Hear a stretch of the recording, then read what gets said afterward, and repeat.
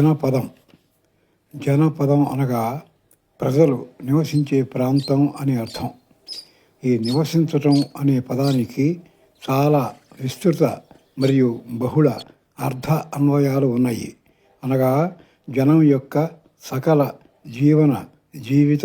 జీవన విధాన రంగాల యొక్క అవసరాలు తీర్చుకుంటూ నివసించడం అన్నమాట. అంతేకాకుండా ఆ అవసరాలన్నింటినీ సహజంగాను మరియు వ్యవస్థీకృతంగాను తీర్చుకోవడం అన్నమాట. అంతేకాకుండా జనపదం యొక్క పదంలో పాదం లాంటి అనేక అన్వయాలు కూడా ఉన్నాయి. వాటిని ఒక్కొక్క దానిగా పరిశీలిద్దాము. పైన దాని పదం గురించి పరిశీలించాము.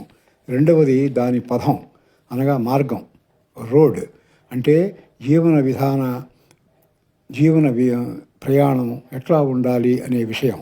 మూడవది దాని పాదం అంటే దాని establishment volume and functioning volume.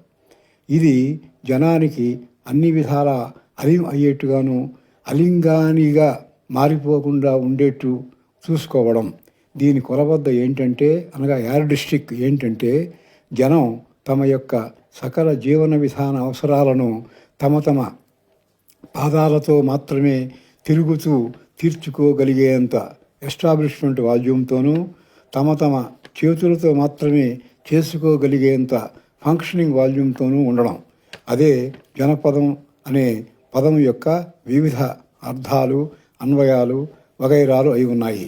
నిశితంగా పరిశీలించి చూస్తే భారతీయ గ్రామం అటువంటి ఎస్టాబ్లిష్మెంట్ వాల్యూమ్ మరియు భారతీయ కుటుంబం అటువంటి ఫంక్షనింగ్ వాల్యూమ్గా దర్శనమిస్తాయి. ఇవి సనాతన మత రాజకీయ ఆర్థిక సంస్కృతికి పట్టుగొమ్మలు.